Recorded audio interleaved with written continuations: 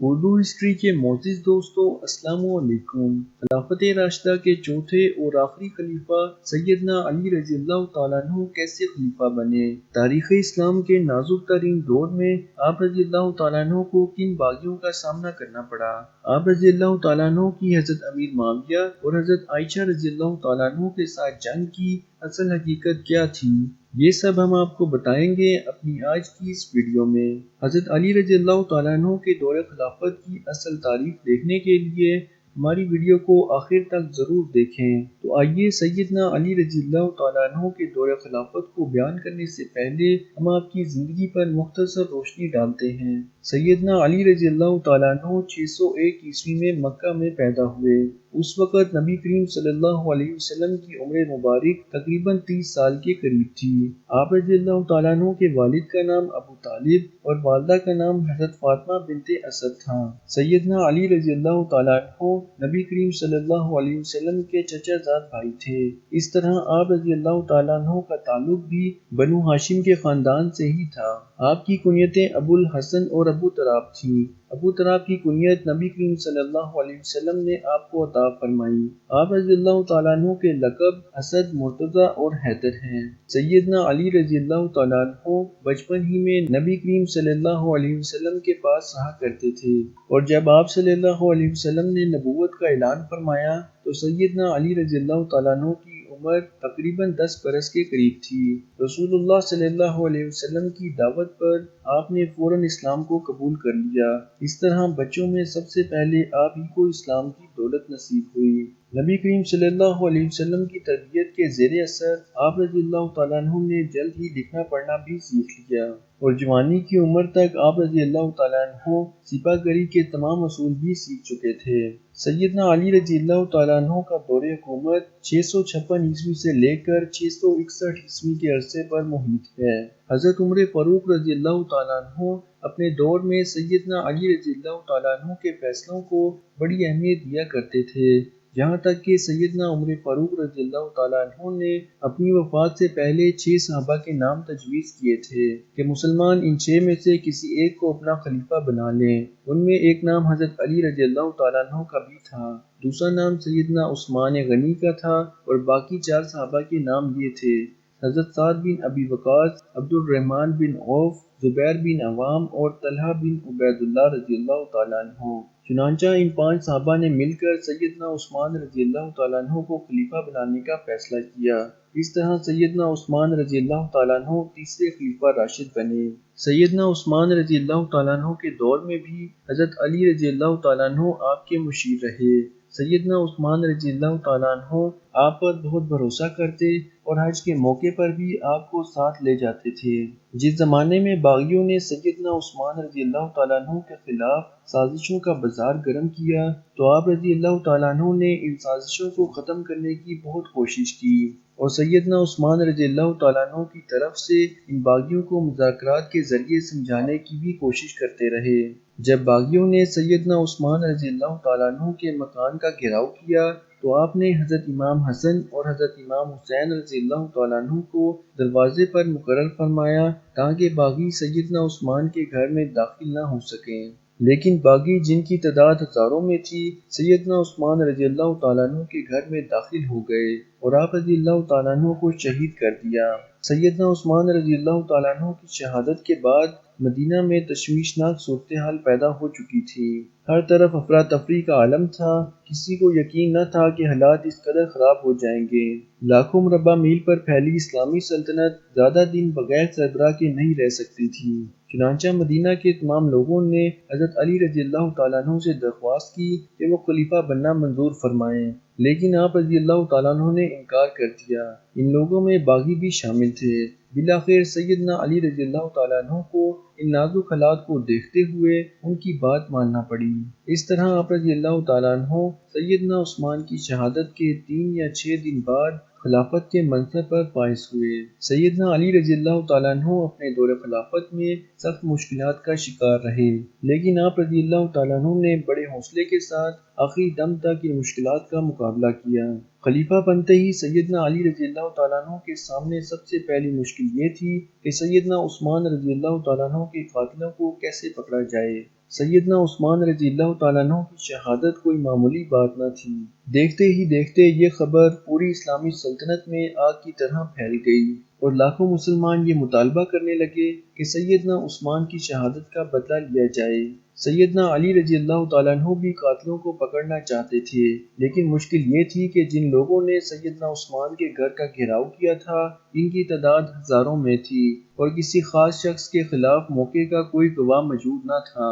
چنانچہ اصل قاتلوں کی شناخت نہ ہونے کی وجہ سے سیدنا علی رضی اللہ تعالیٰ عنہ بھی کوئی کارروائی نہ کر سکے۔ اس موقع پر بہت سے لوگ شک میں مبتلا ہو گئے کہ سیدنا علی رضی اللہ تعالیٰ عنہ جان بوجھ کر قاتلوں کو نہیں پکڑ رہے۔ اس شک کی بڑی وجہ یہ تھی کہ سارے باغی سیدنا علی رضی اللہ تعالیٰ عنہ کی بیعت کر چکے تھے اور اکثر تو آپ رضی اللہ تعالیٰ عنہ کی فوج میں بھی شامل ہو گئے تھے۔ آپ رضی اللہ تعالیٰ عنہ قسم اٹھا کر فرماتے تھے کہ میں عثمان کی شہادت سے بالکل بری ہوں، تاہم آپ رضی اللہ تعالیٰ عنہ نے سیدنا عثمان کے گورنروں کو ہٹا کر تمام گورنروں نے اپنے عہدے سے دستبردار ہو کر نئے گورنروں کے لیے جگہ خالی کر دی۔ لیکن اس فیصلے سے سیدنا علی اور حضرت امیر معاویہ رضی اللہ تعالیٰ عنہ کے تعلقات غلط فہمی کا شکار ہو گئے۔ حضرت امیر معاویہ رضی اللہ تعالیٰ عنہ جو اس وقت شام کے گورنر تھے، انہوں نے گورنری کا عہدہ چھوڑنے سے انکار کر دیا۔ حضرت امیر معاویہ رضی اللہ تعالیٰ عنہ نے سیدنا علی رضی اللہ تعالیٰ عنہ سے مطالبہ کیا کہ جب تک سیدنا عثمان کے قاتلوں کو نہیں پکڑا جاتا وہ گورنری سے دستبردار نہیں ہوں گے۔ سیدنا علی رضی اللہ تعالیٰ عنہ ابھی اس مسئلے کی طرف توجہ نہ دے سکے تھے کہ آپ کو ایک اور مشکل کا سامنا کرنا پڑا، جس دوران سیدنا عثمان رضی اللہ تعالیٰ عنہ کو شہید کیا گیا۔ ام المومنین حضرت عائشہ رضی اللہ تعالیٰ عنہ حج کے لیے گئی تھیں۔ جب حضرت عائشہ رضی اللہ تعالیٰ عنہ مکہ سے واپس آ رہی تھی تو آپ کو اطلاع ملی کہ سیدنا عثمان شہید کر دیے گئے ہیں اور لوگوں نے سیدنا علی کے ہاتھ پر بیعت کر لی ہے، لیکن مدینے میں ابھی تک فتنہ و فساد پھیلا ہوا ہے۔ اس دوران حضرت زبیر اور حضرت طلحہ رضی اللہ تعالیٰ عنہ بھی آپ کے پاس پہنچ گئے۔ انہوں نے بھی حضرت عائشہ رضی اللہ تعالیٰ عنہ کو یہی بتایا کہ مدینہ کے لوگ فسادیوں سے پریشان ہیں، نہ تو وہ اپنی حفاظت کر سکتے ہیں اور نہ ہی ان میں سیدنا عثمان کے خون کا بدلہ لینے کی طاقت ہے۔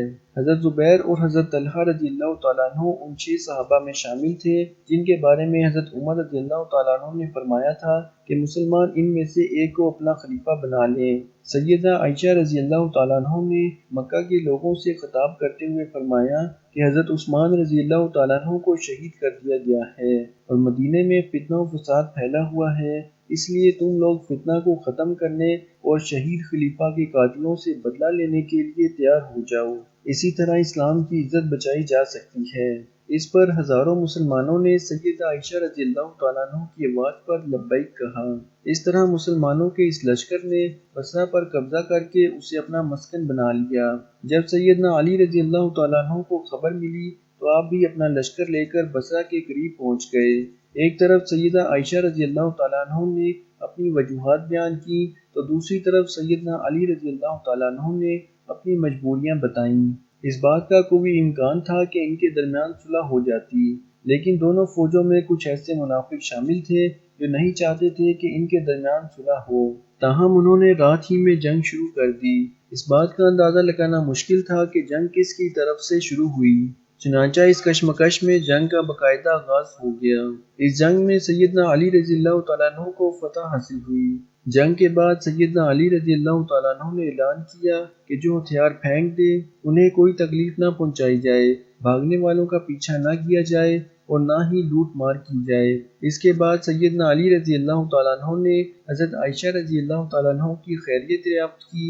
چنانچہ کچھ دن آرام کے بعد آپ نے حضرت عائشہ رضی اللہ تعالیٰ عنہ کو محمد بن ابی بکر اور 40 خواتین کے ساتھ مکہ روانہ کر دیا۔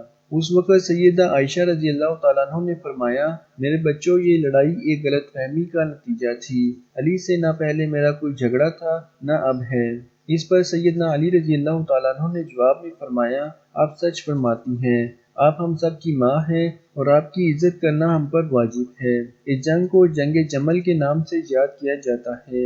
اس کے بعد سیدنا علی رضی اللہ تعالیٰ عنہ کوفہ میں آ گئے اور اس جگہ کو اپنا دارالخلافہ بنا لیا۔ سیدنا علی رضی اللہ تعالیٰ عنہ نے یہ فیصلہ اس لیے کیا تاکہ مدینہ کو فساد اور جھگڑوں سے بچایا جا سکے۔ چنانچہ اب سیدنا علی رضی اللہ تعالیٰ عنہ نے دوبارہ اپنی توجہ شام کی طرف کر لی۔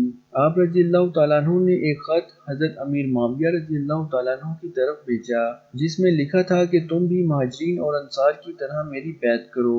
اس کے بعد قاعدے کے مطابق شہادت عثمان کا مقدمہ پیش کرو۔ میں اللہ کی کتاب اور رسول اللہ صلی اللہ علیہ وسلم کی سنت کے مطابق فیصلہ کروں گا۔ حضرت امیر معاویہ رضی اللہ تعالیٰ عنہ نے اس خط کے جواب میں لکھا کہ آپ عثمان کے قاتلوں کو ہمارے حوالے کر دیں تو میں اور شام کے تمام لوگ خوشی سے آپ کی بیعت کریں گے۔ اس طرح کچھ عرصہ خط و کتابت کا سلسلہ چلتا رہا لیکن صلح کا کوئی راستہ نہ نکل سکا۔ تاہم جب سیدنا علی رضی اللہ تعالیٰ عنہ کو یقین ہو گیا کہ حضرت امیر معاویہ بیعت نہیں کریں گے تو آپ رضی اللہ تعالیٰ عنہ نے 80,000 کا لشکر تیار کیا اور شام کی طرف روانہ ہوئے۔ دوسری طرف حضرت امیر معاویہ رضی اللہ تعالیٰ عنہ نے بھی ایک بڑے لشکر کے ساتھ مقابلے کا فیصلہ کیا۔ دونوں فوجیں صفین کے مقام پر صف آرا ہوئیں۔ تقریباً 3 مہینے 20 دن تک دونوں طرف سے صلح کی کوشش ہوتی رہی لیکن افسوس اس مسئلے کا کوئی حل نہ نکل سکا۔ بالآخر 37 ہجری صفر کے مہینے دونوں فوجوں کے درمیان باقاعدہ جنگ کا آغاز ہو گیا۔ جنگ کے شروع ہوتے ہی اس کی شدت بڑھتی گئی اور بے شمار مسلمان مارے گئے۔ حضرت عمرو بن العاص رضی اللہ تعالیٰ عنہ نے اس بات کا اندازہ کر لیا تھا کہ سیدنا علی رضی اللہ تعالیٰ عنہ کو شکست دینا ممکن نہیں، چنانچہ انہوں نے حضرت امیر معاویہ رضی اللہ تعالیٰ عنہ کو مشورہ دیا، جس کے بعد فوج کا ایک دستہ حضرت امیر معاویہ رضی اللہ تعالیٰ عنہ کے حکم پر نیزوں پر قرآن اٹھائے میدان جنگ میں داخل ہو گیا۔ فوج کا یہ دستہ اعلان کرنے لگا کہ اے عربوں، اپنے بچوں اور عورتوں کو رومیوں اور ایرانیوں سے بچانے کی تدبیر کرو۔ اگر ہم ختم ہو گئے تو رومی اور ایرانی پھر سے عروج حاصل کر لیں گے۔